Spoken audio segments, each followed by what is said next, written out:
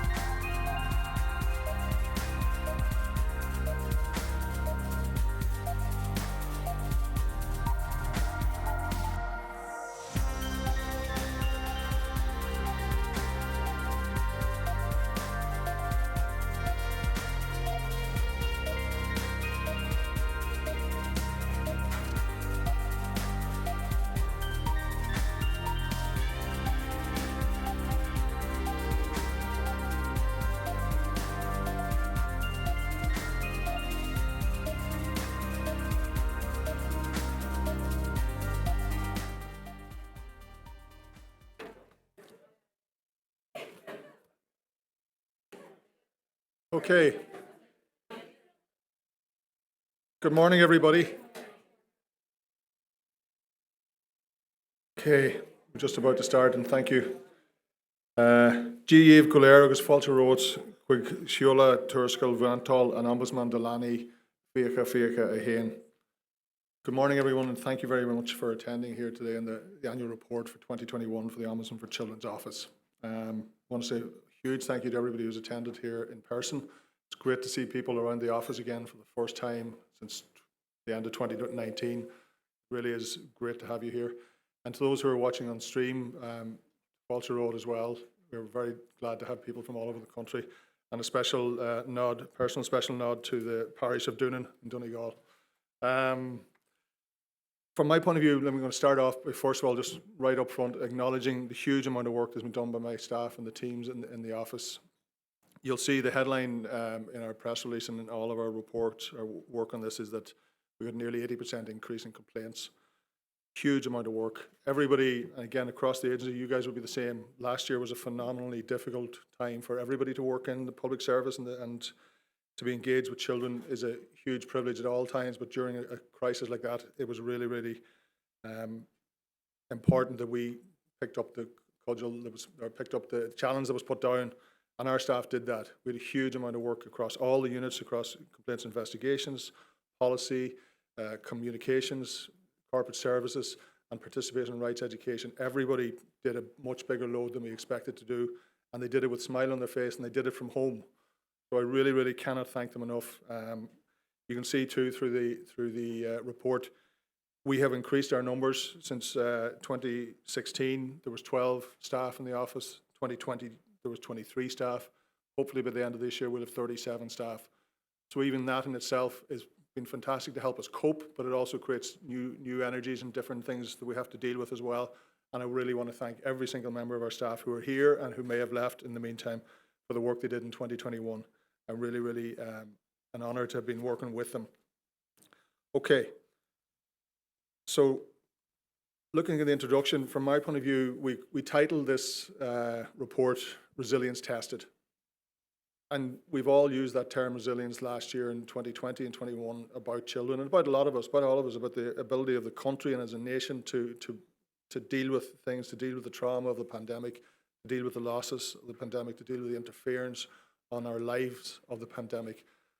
But it was only this morning I decided to look up the definition of it. And the definition of resilience tends to relate to a mineral or an object. And the definition then says the capacity to withstand shock without permanent deformation or rupture. And I cannot say any individual who's come through this pandemic and hasn't been somehow deformed or changed, hopefully not ruptured, but to ask our children to come through this pandemic without being changed or deformed or in some way altered is probably asking too much. The resilience thing, I think, was really tested for all of us, including the public services. And again, I have to give great credit to the public services for maintaining everything they did maintain, for adapting, being agile, catching up with many of the things that had to change, and doing it with such speed and agility. It was really impressive. So we have to acknowledge that it was a difficult time, and their resilience was tested to the full as well. But from our point of view, children's lives have a shadow of COVID over them. 2021 was really obviously I hope was the peak of it, was the worst of it. And the way that was interfered with their lives is clear throughout the report. It interfered with their education, which is obviously the biggest part of their lives outside of family life. It's where they spend, probably 70% of their time on a day-to-day basis. And that was hugely affected, but so was their social life, so was their play, so was their teams, so was their contact with their family members, their grandparents, their aunts, uncles, cousins. All of those things led to a diminution of their well-being and their overall progress as individuals. So if you have 18 months without proper contact with your grandparents or with your uncles or aunts who may be able to take you in places and give you different experiences, then that certainly you lose something from that. And when we look at the overall theme that's going through, and you look at the case studies that we put together, what we wanted to highlight too was the best interest of the child, and how Ireland still has a long way to go as a nation and as a state to recognising in every decision we make on behalf of children their best interests. We are getting better, no doubt about it. There's been huge improvements, and I think COVID has helped in that. And many agencies and many departments are looking much more often at what they can do to make things better for children, to ask that question before they make the decision. But I think we still have a long way to go as regards the best interests of the children being at the centre of decision making. And it's one of the reasons we've often called for the incorporation of the UNCRC into legislation, so that the best interest is legally bound to be considered beforehand. And it's one of the reasons we did our work on child rights impact assessment, and we'll talk about that in a little as well. Let me just give you a really rapid synopsis of some of the work we've done, not all of it. Again, you can see even by the clutteredness of the screen, you'll see how much work we did. And these are just us picking one or two things from each unit.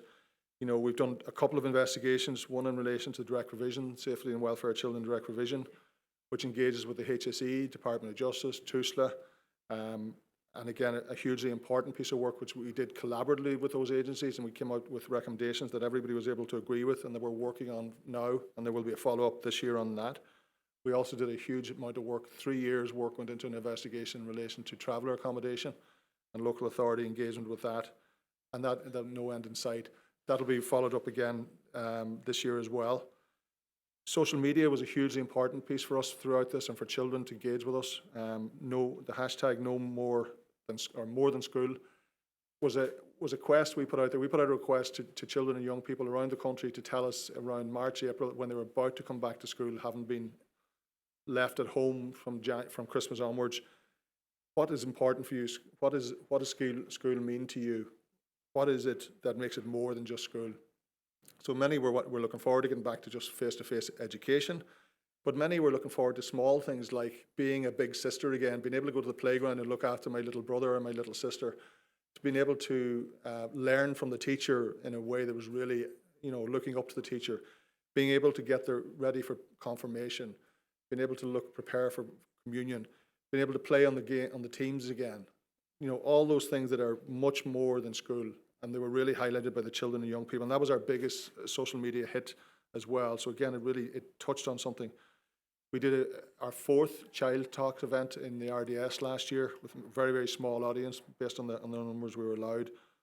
But once again, we got 7 fantastic young people from all around the country talking about a range of issues that I would never have dreamt of asking people to talk about.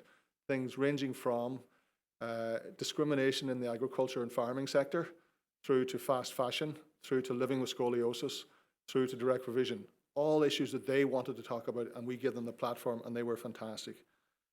We also had 2 massive pieces of research that we had commissioned a number of years before that came to fruition last year, hugely important. Mind the Gap, and you'll hear a little bit more about each of these as we go through. Mind the Gap was done by NUIG, and again, what we did was we asked them to take a look at the barriers to children with disabilities realising their rights in Ireland, here in Ireland. So they looked at legislation, they looked at policy, and they looked at programmes. And what they found was startling in that it showed very clearly that children are not being seen in the legislation, because most of the legislation and policies are built around adults with disability. They don't consider children in that regard.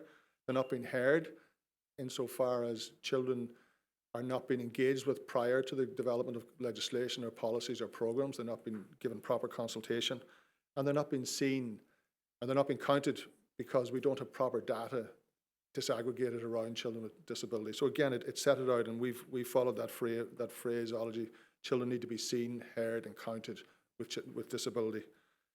The second one was Digital Voices. Again, we set out to try and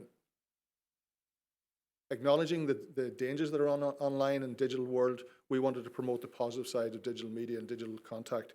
And we engaged with a fantastic team in TU Dublin, led by Professor Brian O'Neill, to look at the progressing children's rights to be heard through social media and digital media. So using it for the good of children's voices. And that's a really important piece of work that we're delighted to get out, and some fantastic recommendations coming out of it. The other pieces then are the Child's Rights Impact Assessment, and Dr. Karen McCauley will be talking about that in more detail later on. We did that in conjunction with European Network of Ombudsmen for Children. And finally, we did a great piece of work in 2020 in relation to consultation of children with direct provision, called Direct Division. We heard the voices of children, but we only produced a small 2-minute film from that. But we had hours and hours of material, so we were delighted to get a full film, a short film. 25-minute film was finalised last year, called Direct Division, and that's been, and you'll hear a little bit more about that from Aoife McNamara in a little while. So that's just an introduction. Again, it's a whistle-stop tour. I'm going to move you on now. We're going to show a small short video, which again is just a synopsis of the work we've done over the last year. And if you get bored in the middle of it, hopefully you won't. But if you want to just test yourself as to a fun little thing is take a look at what stage of the year it was. And you can tell by my hair when you see what the cut is clean or not. You'll know what stage of lockdown we were in each time I did that interview. So I'll pass you on to that, and then after that it'll be Aoife McNamara. I'll take over. Is that okay? Sorry. Yeah.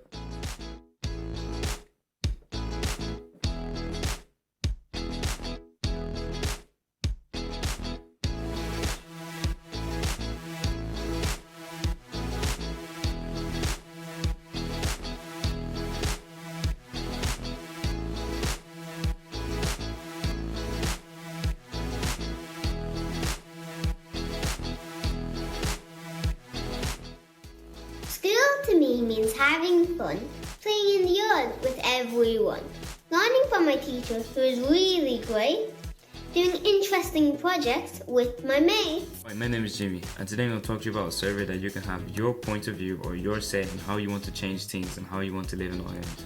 The Ombudsman for Children office is preparing a report for children to give aid to the UN.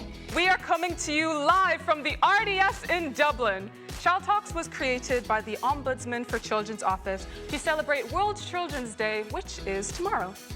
Child Talks is all about creating a space where young people can share their stories, their experiences, and most importantly, their messages about the issues they're most passionate about today. It's all mud and all, and then you fall and cut ourselves all the time. People ask why I'm dirty, but I'd be ashamed to say. We are the only one experiencing this. The government, they know what it is, but they're not feeling it the way we're feeling it.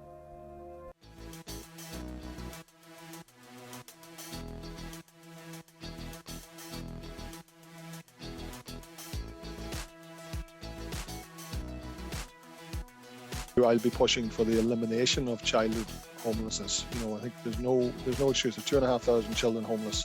That shouldn't be the case. But it's been extremely stressful for children over the last 18 months, nearly 2 years now, as we come into our second Christmas, in which they'll be affected, in which they'll be asked to refrain from meeting some people, to refrain from having parties, refrain from having fun with their friends.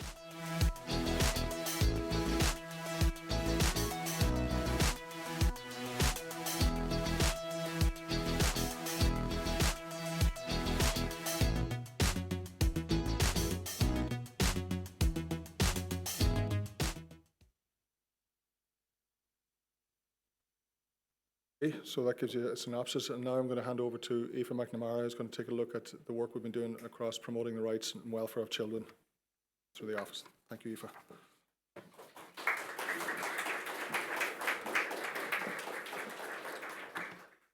Thank you, Niall, and good morning, everyone. And as Niall says, it's wonderful to see so many people in the office this morning. So much of the work of the Participation and Rights Education Unit involves meeting children and adults face-to-face in workshops, seminars, focus groups and interviews. 2021 was a challenging year, with public health restrictions continuing to make in-person work with children and adults almost impossible. However, building on what we learned in 2020, the Participation and Rights Education team continued to provide online resources for schools, encouraging schools to use both self-learning and classroom-based materials. We also continue to deliver online workshops and seminars to children and third-level students through Zoom. Although these do not provide the same experience as being here in this lovely office with us, it opened these learning opportunities to children and students from across the country who would otherwise find it difficult to visit us. So as many of you know, and as Niall said, the Office published its consultation and policy report on direct division in 2020. This was accompanied by a 2-minute short film. In 2021, we completed our longer 25-minute film based on the consultation of 73 children living in direct provision accommodation. This film was delayed several times due to health restrictions, but we were delighted to see it finally launched in the Smashing Times Film Festival last October. The film has also been accepted for a number of film festivals in 2022 and is due to be screened at a number of third-level institutions. We would encourage anyone who has not seen the film to look it up on our website at oco.ie/direct division. So in the OCO, it's important that we collaborate with external organisations so that we can both share our expertise in children's rights and learn from the work of others. In 2021, we continued our involvement with the UCD-led CoVision project. This international project seeks to work with children to investigate what creative coping strategies they used during the pandemic. With partners from Scotland, Australia, New Zealand, America, Taiwan, Brazil, Canada and India, this project provides a wide platform for learning. We were also a member of the steering group for the Children's Rights Alliance participative research project called Voice Rights Action, which was published recently. Sadly, Zoom played a large part in some of our most important projects in 2021, particularly the work of our Youth Advisory Panel and the Children's Report to the UN Commission on the Rights of the Child. In early 2021, the OCO committed to producing a children's report for submission to the committee. Children's report must be from children and amplify their voices and experiences to the UN Committee. We were supported by UNICEF Ireland and the Children's Rights Alliance and many of their members in this process. And in April 2021, we conducted an online survey where 5,515 children between the ages of 2 and 17 told us about what was good, bad, and what they would change about their lives in Ireland. The analysis of this material identified a number of key themes for further consultation, including education, support services, health, mental health, play and rest, disability, and equality and discrimination.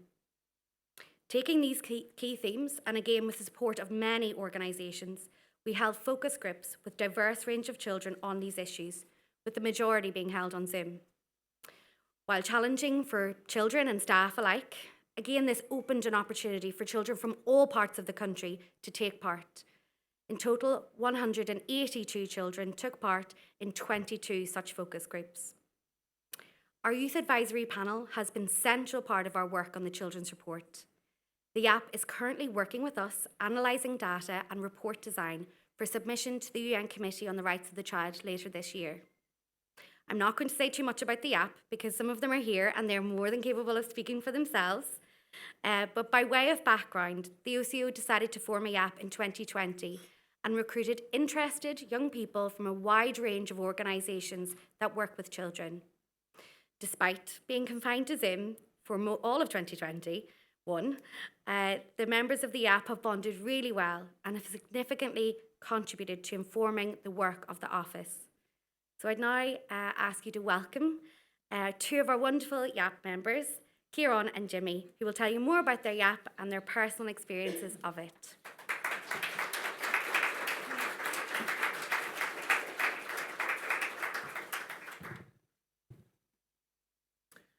I'm Kieran. Hi, my name is Jimmy. And we're going to be talking about YAP, the past year, its accomplishments, and what it means to us. We will be sharing experiences on behalf of the group, and the group have made a video too. Now, what is YAP, do you ask? YAP is a group of 13 to 17-year-olds like myself and Kieran. The overall aim for YAP is to give a voice to the OCO about their decision-making. Now, how do we do this? We do this by discussing different types of views and experiences on a range of different types of topics, such as children in the community, children in care, and also children in detention. Now, as you're all aware, YAP started in January 2021, and over the past year, we've been in Zoom. While it was challenging to say the least, we still got able to achieve what we set out to do. So what has YAP achieved? Achievement number 1, period poverty.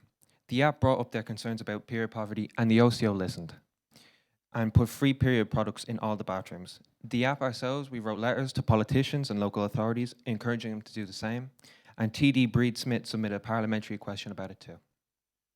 So, as Ireland has signed up to the UNCRC, the Committee on the Rights of the Child want to hear directly from us. The OCO is coordinating a children's report. In this report, we give a voice on how surveys should be sent out, and as well as questions asked. We analyze different types of data that's also presented to us. Now, we were able to design and craft beautiful artwork, such as videos, writings, and also pictures. This is all to make the report look absolutely fabulous. And finally, strategic planning. In 2021, we also gave our opinions on what the priorities of the OCO should be for the next few years. We did all of this on Zoom too. What YAP means to us. We give different perspectives from other children's experiences and backgrounds within YAP, and with it the data from the children's reports. This insight has helped us think of solutions to improve children's lives in Ireland. We are responsible for amplifying the voice of children who aren't always listened to, such as children in care and detention.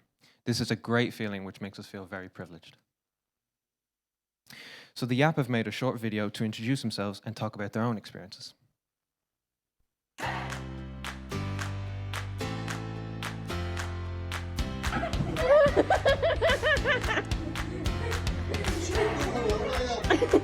Hi, my name is Amy O'Brien, I'm 16 and I live in Cork County. A rights issue I really care about is the climate crisis, because the people who will be most impacted are actually those who have contributed the least to causing the crisis, and also people in Ireland who I really care about will be impacted in the future. Hi, my name is Carolina. I'm from Donegal, and a rights issue that I think is most important is the right to education. I joined YAP because I feel like I'm not getting the right education I need and the help that I need in school due to my dyslexia. Hey, I'm Jamal, I'm from Dublin. A rights issue I think is important is the right to education. Hi, my name's Chris. I'm from Dublin. Rights issue I'm very passionate about is the right to adequate mental health services. Hi, my name's Tim. I'm from Wicklow. A right that I think is very important is the right to clean water. Hi everyone, my name's Mohammed. I'm 17 from Mayo.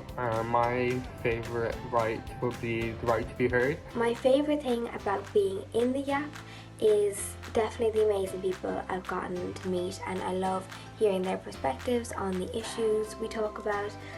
So yeah, I love being in the YAP. My favourite thing about YAP is hearing other people's opinions and experiences. The reason I joined YAP and what I'm looking forward to most about YAP is meeting all these cool new people and learning all these cool new things and having a fun time. One of my favourite things about YAP is getting to know the rights of everyone. I think it's very important that we all know our rights.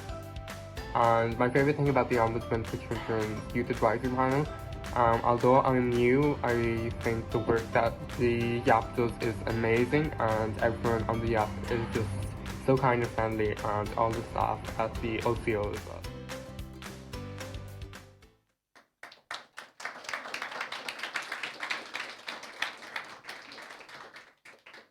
Okay, so what YAP means to me. Personally, I didn't know what I was getting myself into.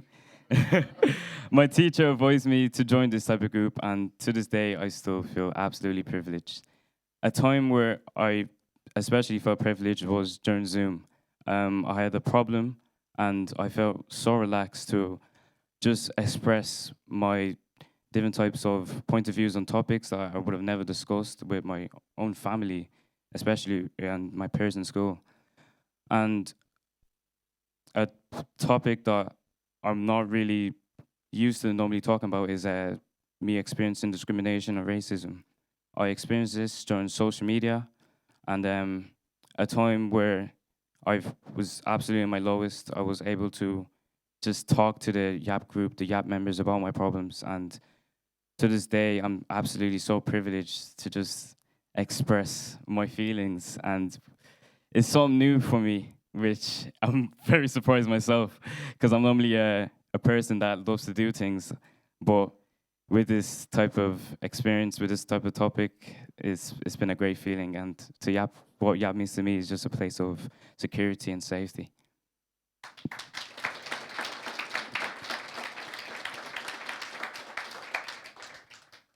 For me, YAP creates an environment that makes me feel safe, comfortable, and respected. Along with this, YAP has encouraged me to share my views and allow my ideas to be heard.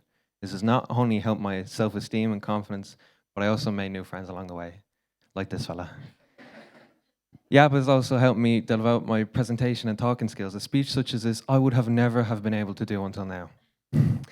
And a few months ago, if you had told me I would do a presentation such as this, I would have called you crazy. But here I am.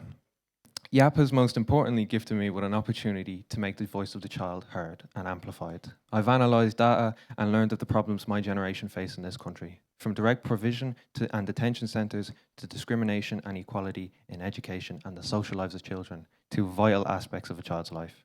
It's been an inspiring journey so far, and I'm forever thankful and proud to be a member of the YAP.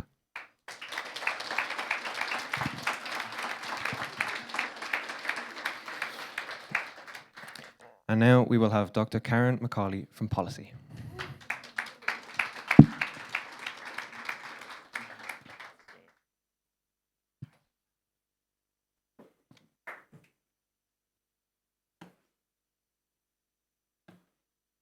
Thanks very much, Jimmy and Kieran, and congratulations. I want you to know that I have two of my close colleagues from Participation in Rights Education are now in tears. They've been so moved by what you've said, but fair play and well done. Good morning, everyone. My name is Karen McCauley, as Jimmy and Kieran said, and I'm Head of Policy here in the Ombudsman for Children's Office. During 2021, and in the context of the OCO's role to promote children's rights and welfare, the policy team monitored and engaged with a range of developments in legislation and public policy affecting children's rights. And I'd like to take a few minutes now to tell you about 3 specific pieces of work that we pursued last year. As the Ombudsman for Children highlighted in his opening remarks this morning, the impact of COVID-19 measures on children's education continued to be a focus of the OCO's work during 2021. Having heard directly from children and families during 2020 about the many challenges that schools' closures presented, we welcomed the opportunity to examine this matter in more depth during 2021 through our participation in a joint project by the European Network of Ombudspersons for Children and UNICEF to conduct a pilot child rights impact assessment about the impact of COVID-19 measures on children's rights. The OCO was one of 13 organisations that participated in this project, and our CREA examined the impact of school closures in 2020 and 2021 on specific children's rights, as these rights are held by 5 groups of children: children with disabilities, children experiencing homelessness, children living in direct provision, traveller and Roma children, and children with mental health difficulties. Our work to carry out this CREA involved a review of relevant documentation and interviews with several key stakeholder organisations. And as some of you will know, we published a report detailing the findings of this CREA in January this year. Overall, our findings suggest that school closures had a primarily negative impact on children's enjoyment of the rights that our CREA looked at, including children's rights to education, to the highest attainable standard of mental health, to adequate nutrition, and to protection from violence, harm, and abuse. In this regard, the adverse effects of school closures were particularly felt by certain groups of children, including the 5 groups of children that we focused on. Among the corresponding recommendations that we've made are that the government needs to seriously consider now introducing the practice of child rights impact assessment with a view to ensuring that children's rights can be appropriately considered, including in emergency situations. Furthermore, those responsible for making decisions affecting children need to be upskilled so that children's rights are integrated appropriately and effectively into decision-making processes affecting children. The OCO has previously expressed serious concerns about the statutory framework provided for under the Mental Health Act 2001 in respect of children.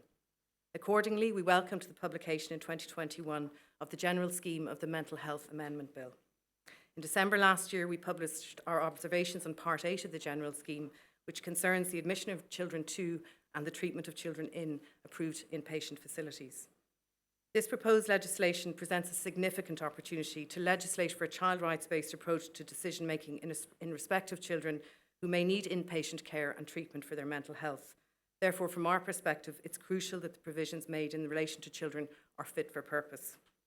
While we welcome that the General Scheme includes a dedicated part focused on children, we believe that a number of the current proposals are not sufficiently aligned with children's rights. Among the draft provisions under Part 8 that we believe require further consideration are provisions relating to the proposed principles that will guide decision-making about the admission and treatment of children, the proposed approach to consent for children under age 16, and the proposal to place admission of children to adult facilities on a statutory footing, which we find very worrying. In January this year, we had the opportunity to share our views on these and other matters with the Oireachtas Subcommittee on Mental Health. And we look forward to the subcommittee's report following its pre-legislative scrutiny of the General Scheme, and will continue to engage with developments relating to this very important legislation. Children with disabilities are one of 5 groups of children that have been the focus of the OCO's work under our Strategic Plan 2019 to 2021. As the Ombudsman for Children noted earlier, in 2021 we published a report called Mind the Gap, which documents the findings of research carried out for us by researchers at NUI Galway on the significant barriers that children with disabilities in Ireland can face as regards the realisation of their rights.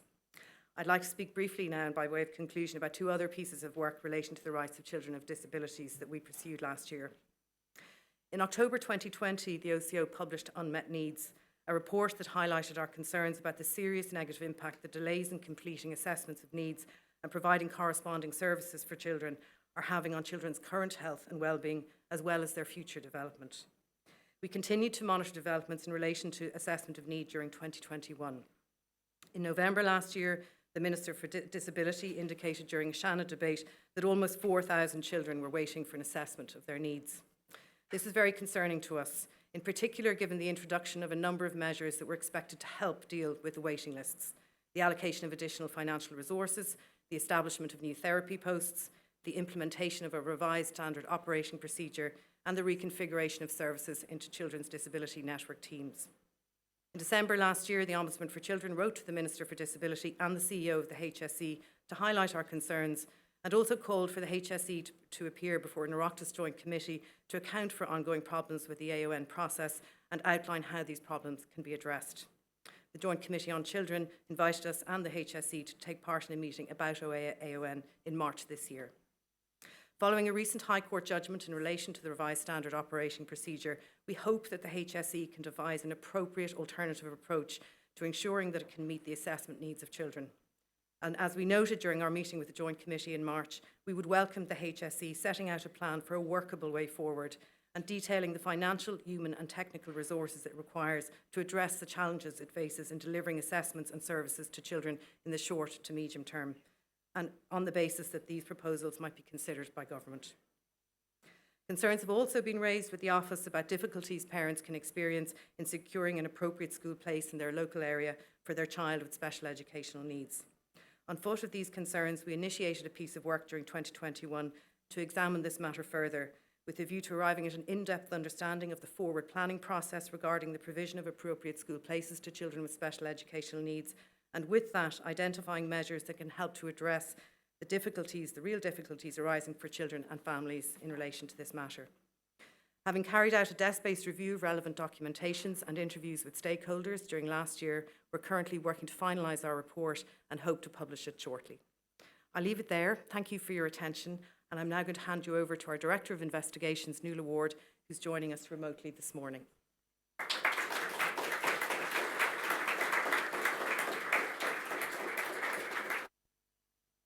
Well, thank you, Karen. As they say, the numbers speak for themselves. And 2021 was an exceptionally busy year for the office, and especially for my team, as they dealt with 2,126 complaints, the highest number ever received by the office since its opening. As we all know, this reflects the unpredictable year we all lived through in 2021, and over 900 of these complaints were matters related to COVID. These complaints reflected the current concerns that people had about a range of issues related to COVID, such as school closures, vaccinations, and face masks on children while in school. While we are not a public health advisory body, we are a children's rights institution, and our advice throughout the pandemic to the government has been consistent. Any public health decisions affecting children should be proportionate, reasonable, and for the minimum time possible. Due in part to these COVID-related complaints, we received the most complaints about education in 2021, which is understandable, as many of the decisions made by the government during the pandemic related to schools. However, the complaints about education were not all about COVID. We received complaints on behalf of children with special educational needs on matters such as accessing the summer programme, which we all know better or more commonly as July provision. Also, approximately 10% of our complaints were about bullying in schools, which has been a consistent figure for our office year on year and is a matter of grave concern to us. We see and hear firsthand the profound impact on children and on the whole school community. Therefore, we will be active participants on initiatives by the Department of Education to create a new action plan to address bullying in schools, because we want to ensure it is child-centred and rights-focused. So as you can see, health was our second most complained about sector. And again, while a significant number of these complaints related to COVID, we also received complaints about children waiting for surgery, waiting for assessments, waiting for services. There is every likelihood that this trend will continue as we emerge from this pandemic, which is why it is so important that we as a country invest in children's health services to protect the resilience that has been tested on our children throughout the pandemic. The remaining sector we received most complaints about was, as you can see, family support, care and protection, which mainly relates to TUSLA, the Child and Family Agency. These complaints relate to the management of child protection concerns, the provision of family support, and about children in the care of the state. And I'll talk about that a little bit more later in relation to children in the care of the state. So now, however, I would like to talk about one of the investigations we published last year, which was into the living conditions of children in Halton site and its ripple effect. That report was called No End in Sight. And since we published that report, we have engaged with a number of advocacy groups and local authorities on other sites around the country. We welcome the positive interaction to date, which we hope are translating into real changes on the ground for children. We are currently actively involved in our 12-month follow-up to the No End in Sight investigation, so I'm afraid I cannot provide any more details at this time. However, in the past 12 months, we have been still actively engaging with some of the families, the advocacy groups, the senior management of the local authority, the relevant ministers, and indeed with An Taoiseach, Micheál Martin. We are tenacious in ensuring that these recommendations generate real change for children, no matter how long it takes. We are also engaging with the Child and Family Agency and with the Department of Children Equality, Disability Integration and Youth on their actions 12 months on since our publication of our investigation into the protection and welfare of children in direct provision accommodation. We believe it is essential that all children arriving into this country seeking our protection receive services that comply with our international rights obligations. So it is also important to reflect on some of the case studies in our report this year. These children and families took the time and effort to contact our office and tell their stories. Now, these are not their real names, but they know who they are. And so I would just like to thank Ella, Fee, James Jr., Rose, Alex, Chris, Connor, Nina, Darren, Ben, Laura, and their families and guardians for coming forward. These case stories represent only a handful of the over 2,000 complaints we received, and we are grateful to each and every person who contacts us, because you can see it can result in changes for lots of children throughout Ireland. So we continue to receive complaints about children living in emergency accommodation. We try to resolve these cases as quickly as possible with the local authorities, because we know how profoundly it affects children having experienced homelessness during childhood, and we will continue to work on these cases. We also receive complaints on behalf of children with disabilities across all sectors. We recognise them as a particularly vulnerable group, not simply by virtue of their disability, but rather due to the inadequacy of the systems that are not helping them achieve their full potential. And finally, we cannot underestimate the impact that early trauma has on children, which we have included today in our case study, the story of Nina, Darren, and Ben. These children experience significant hardships growing up and were placed in foster care at a young age. One would expect Ireland to have a sophisticated range of easily accessible therapeutic supports for children when they start to talk about the bad things that happened to them when they were younger. As we all know, sometimes we go and only talk when we feel safe. And therefore, for many children coming into care, the foster home or residential centre may be the first time they feel safe. We know that those that care about them, including their foster carers, their social work carers, their social workers, and indeed senior managers and the agencies want to do better, so that we can have a more agile, responsive service to help them heal now for their futures. And we intend, of course, to pursue this matter further. Finally, while I thank the children, the families, the guardians who came forward to us, I also want to thank the advocates. Thank you to the social workers, the teachers, the school principals, and the medical professionals, and all others who have complained to us on behalf of children. We also want to thank the many organisations that advocate on behalf of children and who support children and families come forward to make complaints to us. It was two small, dedicated advocacy groups who put a huge amount of work into bringing a complex complaint that triggered the No End in Sight investigation. Throughout 2021, we engaged with groups that advocate on behalf of various cohorts of children, including children in care, children seeking international protection, and children who are homeless.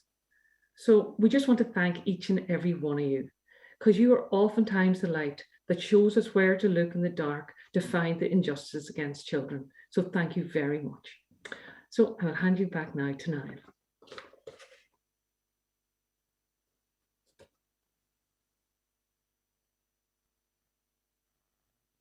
Thank you very much, Nuala. And thank you to all, particularly to Jimmy and Kieran for the standing up in front of everybody and doing what they had to do fantastically.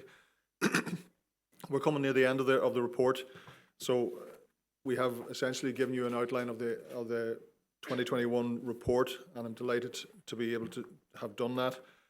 But in light of tight times, we decided we'd go for 2 for 1 and also allow you to be here for the launch of our strategic plan. Instead of calling you back at another time, we said we'd be efficient, and hopefully Deeper will look kindly on us. So just want to get a short bit of time on the strategic plan that we're just launching today. Again, first thing to say here is that we spent probably 6 months pulling this together, and many of the people in this room have helped us with that and have spoken to our consultants in regards to helping us with that, and many of the young people were involved in it as well. But even as we planned and tried to dream for the next 3 years, none of us saw Ukraine coming. So we have to acknowledge that this strategic plan is coming out in the context of many thousands of children coming to Ireland looking for safe haven. And we will continue, we've been engaging with the government and public agencies around that, and we'll continue to do that throughout this. So while it's not mentioned in the plan, it will be something we'll always continue to work on. So essentially, let me move forward and just give you an outline of the values that we're going to work on. Let me start with the vision. We haven't put it up on the slide, but I'll just quote the vision that we're going to work with for the next couple of years. We will use our independence and powers to bring about an Ireland where the whole of society actively hears and respects all children and supports them to be safe and fulfilled in their lives. We're delighted to work with that, and hopefully it'll be a sentiment that all of you can agree with, and we'll try and work together to create that support where children can feel safe and fulfilled in their lives. To do that, we've created a set of values that we're going to live with within our office and also with the external people that we meet. We want to create an atmosphere of respect across all the people that we work with, whether that's inside the office or outside the office, whether it's a parent, a public service, a principal, a teacher, a social worker, secretary general. Respect is going to be key from our office, and we want to make sure that we do that so we can also maintain and support diverse, inclusive and equal workforce as well. Integrity is a key part. For me, it's the most integral part of our office. Without it, we are much less. It's a pledge to operate with honesty and transparency in all of our dealings within the office and with everyone else outside that we deal with. So again, I've used this phrase many times, if we are working with somebody, we've got a complaint where there's an issue, there's a difference of opinions, I will never ambush anybody, and we try to make sure that everybody engages together in a respectful manner, and that creates that integrity and trust over the years. And I hope we can do that, and we do the same within the office. Our independence is crucial to us as an independent human rights institution, and we will fight for that, and we will push to improve on that at all stages throughout the next couple of years. We're going to move into fun. Fun is a great one. This is one that came out, again, I'm delighted this came from our staff and our internal thinking. We want this to be an office that we can enjoy, places that we want, because this is some really, really tough job, and everybody in this room knows how difficult it is to hear children who aren't having their rights protected, to hear the issues that come up with. And we often don't get the success that they want for themselves and that we want for them. It doesn't always happen. But we have to create a working atmosphere that is conducive to working to our best. And part of that is having fun and joy within the office and a determination to allow for and encourage it within the office. And this is an important element from us of a positive working atmosphere within the OCO, so that we can take the hits, we can take the failures, the things that we don't achieve, and still keep going strong for the future. Fairness, again, crucial from our point of view. We're set up to be an independent, fair and free, impartial arbitrator of complaints, and that fairness has to work throughout the office and throughout every engagement we have with people. So oftentimes we'll find ourselves being devil's advocates to each other and challenging each other very openly, and we have a very open and frank conversations where we say, challenge, is this fair? And we try to make sure we hear all sides of an argument before we come up with a decision, and we'll continue to do that. And finally, courage. Again, this is one of the ones that the young people would have come forward with us, and they asked us to be brave. We need to be brave at times to say the things that can't be heard, to speak up for the people who cannot speak up for themselves, and to challenge those people who oftentimes stay doing the wrong thing by keeping people's voices quiet. So we have to be courageous of that. And then we also have to be courageous in staying quiet sometimes. Sometimes there's a lot of noise and we don't need to feed into it. And the courage can come from that as well. But ultimately, the courage is for us to work diligently and continuously on behalf of children. And we will work over the next 3 years to make sure that we do that.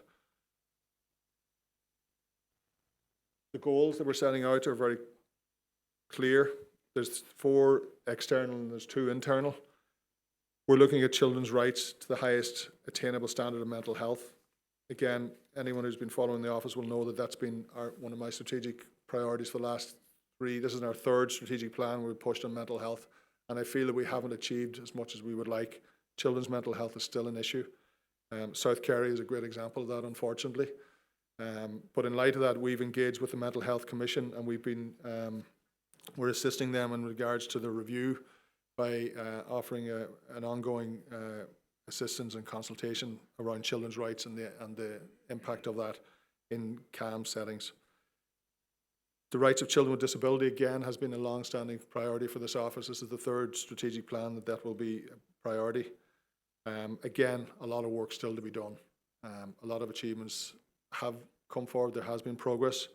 There's a lot more awareness of children's rights in disability. There's a lot more awareness of children with disability. There's a lot more children with disability getting into the education system now, based on the work that's been done over the last 10 years.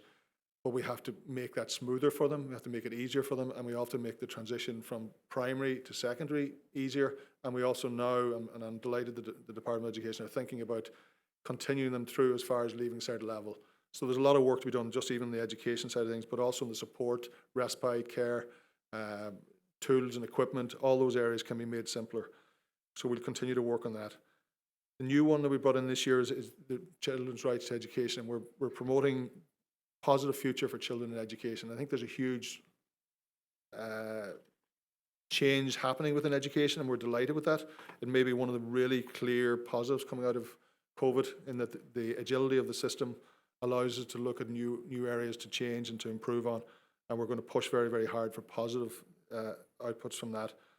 And again, even the fact that the NCCA now have invited a children's voice onto their council is hugely important, and I think that's been part of the COVID dividend, is that young people's and students' voices were heard much more in education. That has to keep going forward, and we look at that as well. Just going back on the disability one, just to acknowledge that we're going to be returning to a Beyond Limits event that we did, a fantastic event that we did in 2019. We're going to run that again this year, hopefully, in Sligo and Limerick, where we celebrate children with disability and their potential. So we're looking forward to that happening as well in October time. So keep your eyes out, and hopefully some of you people will be able to attend it again. Engagement, awareness and impact is our ongoing work. We want every day of our work to be positive, to have an impact. We're going to follow through on the impact that we can make. We want to engage with our external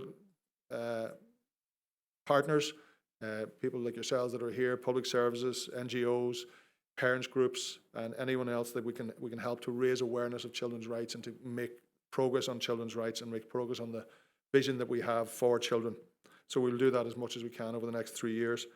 And then finally, the two internal ones are just to increase and improve our expertise and professionalism at all times. So again, it's part of that fun thing. If you feel challenged in your work, but you also know you're getting the support to take on that challenge, then that's going to create a better working atmosphere. So we want to improve learning and progress for our individuals. Again, as I said, it's been a huge culture change for us to go from 12 staff. I used to be able to know everybody's children's names. I used to know when they were married and used to know when the anniversaries were coming up. Now, we had a situation in Zoom and where we had a staff member for 3 months who I didn't know was getting married until the day before. So things change. It's not a big organisation, 37 is still not a big organisation, but again, we need to make sure our culture matches as we grow and stays positive, and we want to work hard on that. And our corporate service team has grown enormously, but we're asking a lot of them as well. So we want to make sure our culture allows us all to help each other. I'm going to wrap up there and say a huge thank you again to all of you for attending and giving your time here.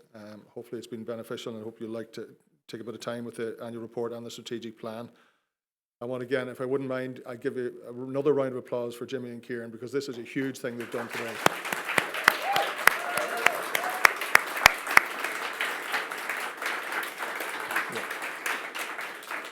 I also want to say thank you to everyone who's helped arrange this practical event, and to the AV people, and also to Susan here for doing the sign language for us. That's it. Happy to, hopefully we're going to get a bit of mingling. There's still some tea and scones left inside, so look forward to seeing that. So thank you everybody, and thank you to everybody who live streamed for attending as well. Take care. Bye.